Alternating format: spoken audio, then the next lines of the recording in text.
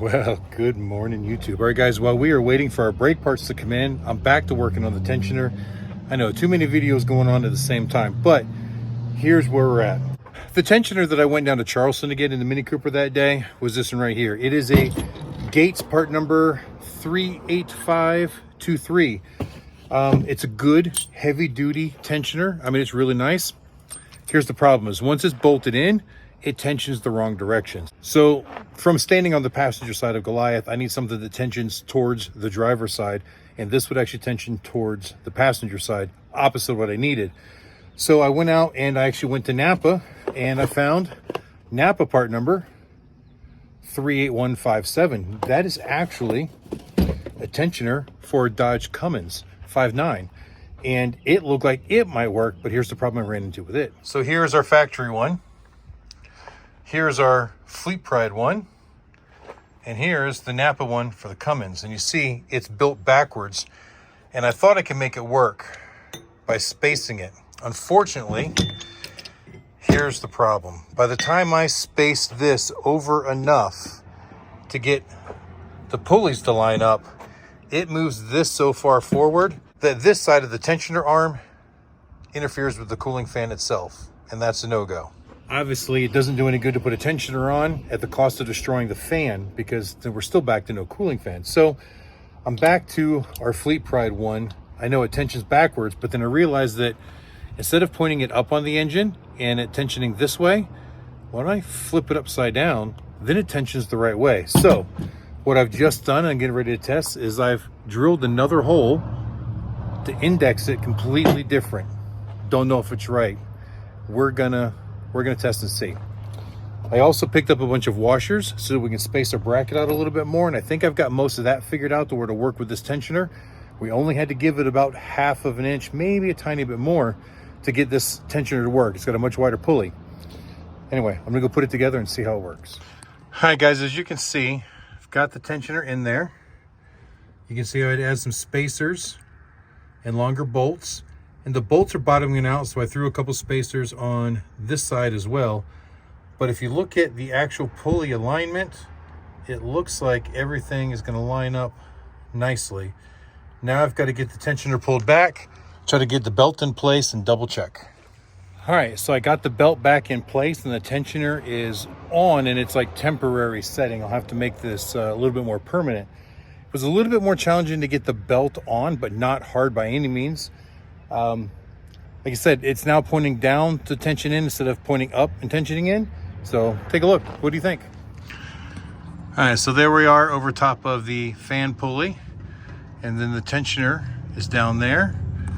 And then down around the crank pulley. And there's our tensioner wheel. But everything looks centered and lined up.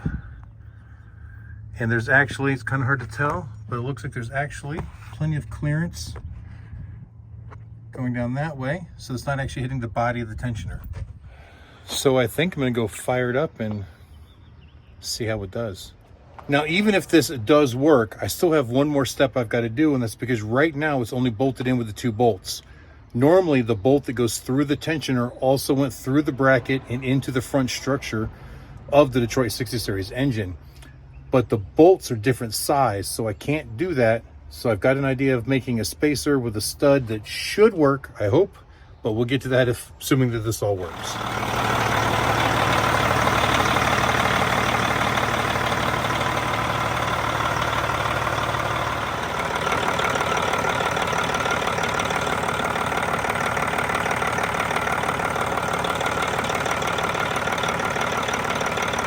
Well, guys, right now it seems to be working good. Now, there isn't any air pressure applied to the fan engagement yet, to the fan clutch itself, so it's not really trying to spin the fan, and that's because I got an open air line right here. This is where I had to hook up the big impact in order to get the wheels off the line. So right now there's just air blowing out of this, not allowing the system to build pressure. But watch, if I kink this, you'll see that fan start picking up. All right, now it's kinked. Now it's starting to build a little bit of pressure. So I can seal this up. We can let it run for a little bit, make sure it all works good. Okay, so like I was saying, if you look in here, you'll see that there's only the 2 bolts. You got this one here, and the one down lower that's holding this whole bracket on. When normally this bolt went all the way through and into there. So right now it's only with the 2, and it's still pretty rigid. Truth is, I could probably send it like that, but I'd feel a whole lot better if that 3rd bolt was there.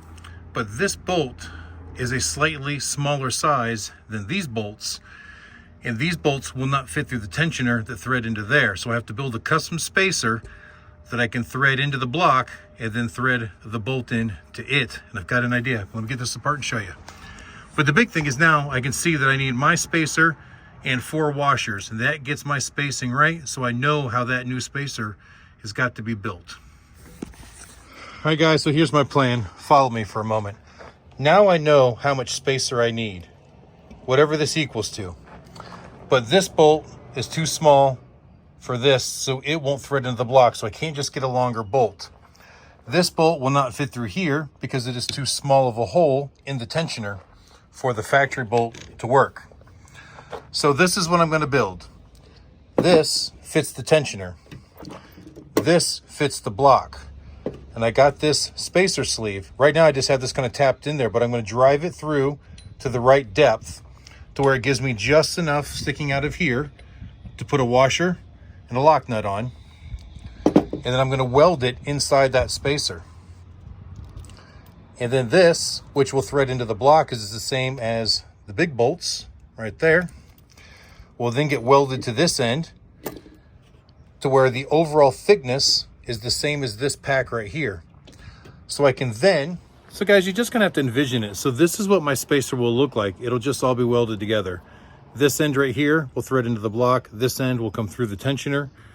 And right now it's just kind of mocked up. I haven't welded it. But if you look at the spacing, that would give me just about the exact spacing I need to keep those even. And the nut would be all part of it. That way I could thread this into the block first and actually tighten it down. And then once the tensioner goes on, the nut goes on this end, tightens the tensioner down to the bracket. So tell me what you think. Leave a comment. You think I'm crazy for trying this? I don't see why it won't work. It's the only way I can make the 2 different threads match up. I even tried to find like a Healy coil or even a time cert that would fit into the block and allow me to go with the 10mm bolt, because what goes in the block is a 12. So this is a 12 by 1.75. This is a 10 by 1.5. So they just don't jive. This is the only way I can think of doing it. So once I weld them together, tack it all up, it should be nice and easy. And then if I ever, for some reason, have to put this back to stock, everything that I need for stock, which likely will never happen because I can't find the stock part, which is why we're going through all this, everything still has the ability to be put back to original, just in case. So at this point, it looks like I'm gonna have to run to the house, do a little bit of welding, and come back up and try it. It's getting late. I don't know if I'll get that done tonight, but at least it'll be all welded and I can bring it back in the morning. All right, guys, I'm back at the house. I'm getting ready to break out the welder, but as you can see, what I did here is I beveled the heads of the bolts so that when I put them together, I have a nice crevice that I can weld together. So, you know, clearance is an issue here. I got to be able to fit this down inside that spacer when it's all said and done. So as you can see here, now it gives me that crevice to weld and fill to make my adapter. Now I left enough of a flat spot on the ends of it so that hopefully I can keep them relatively in line with one another so they don't wobble too bad. Because now I'm going to chuck it up in the vise here, and basically I got to hold it as straight as I can, get a couple tack welds on it, and hopefully I can keep them relatively in line with each other. I'm going to give it a try. All right, so chucked up in the vise end to end, and I got a C-clamp kind of holding them together while I get the tack welds on. Well, guys, I didn't record a whole lot while doing it, but there we go. So that end will thread into the block. Of course, I'll get some Loctite there, and I can use this nut here with a wrench and snug it down good. I'll leave my stud. Everything should reach through and work perfect. All right, guys, there you go. See, the stud is sticking through the tensioner. Then my spacer, and everything looks like they're coming out even as far as the plane of this and this all goes. 3 studs are going to the block. Now, we didn't get it absolutely perfectly straight, but we got it pretty darn close, and I think I can tweak it enough to get it all to line up when it goes together. We'll find out in the morning. Hi guys, it is almost noon the next day, and last we spoke I just finished welding up that spacer bracket bolt thingy. I don't know what we're going to call it. Early this morning I had to run over to Chattanooga to try to find some parts for the brake issues. Long story short, still didn't find everything I needed, but that's for a whole nother video. Either way, I'm pretty tired. It was another short night of sleep and then a long drive. So now we're going to go ahead and put this tensioner back together, hopefully for the final time, and see how it all works out.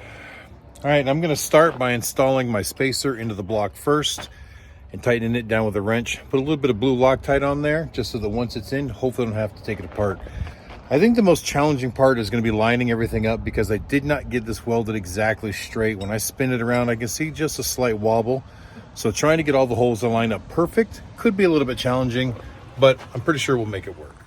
All right, so our custom piece is in there, and the fan freely makes it, and that is the longest point of the entire assembly. There's still a good 1/4 of an inch between it and the fan blade. So let's get the rest of the bracket in. And then now our bracket is completely reinstalled. So now just time to put the tensioner on. All right guys, it is all in place. Everything is tight. We got plenty of clearance on the fan. Now, I did have to tweak it a little bit because that bolt is slightly smaller than the original hole in the bracket, and the bolt isn't welded exactly straight. It was coming through the hole at the slightest of angles, so a little tap with a hammer, I got it straightened out, got it where I could line the pin up pretty well on the tensioner to the hole that I drilled yesterday. And then once I tightened the nut down on the end of it, it just drew it all right into place, and I put a nylock on it this time, so hopefully that will all stay tight. So we're gonna put the belt on. We're going to start it up and see how it does.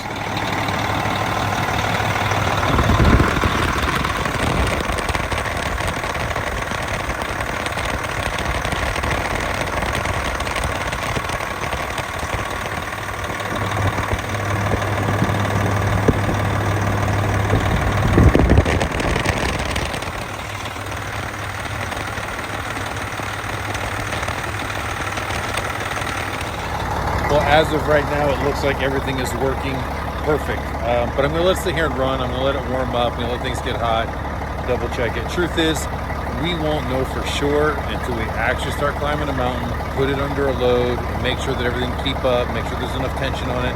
It feels good to me. I think it's all going to work out just fine, but we'll just have to wait to see for a road test. But I think that's going to end this one because I've got to get back to doing the brakes, and that's a whole nother video. I've been working on multiple things all at once here. So guys, thank you for watching.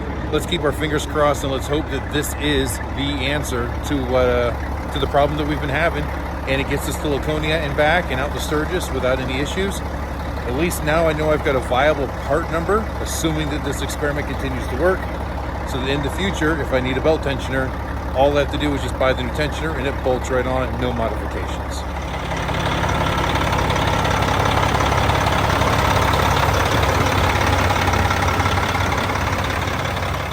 Guys, once again, I want to thank you for watching, and until the next time I see you, keep those engines running.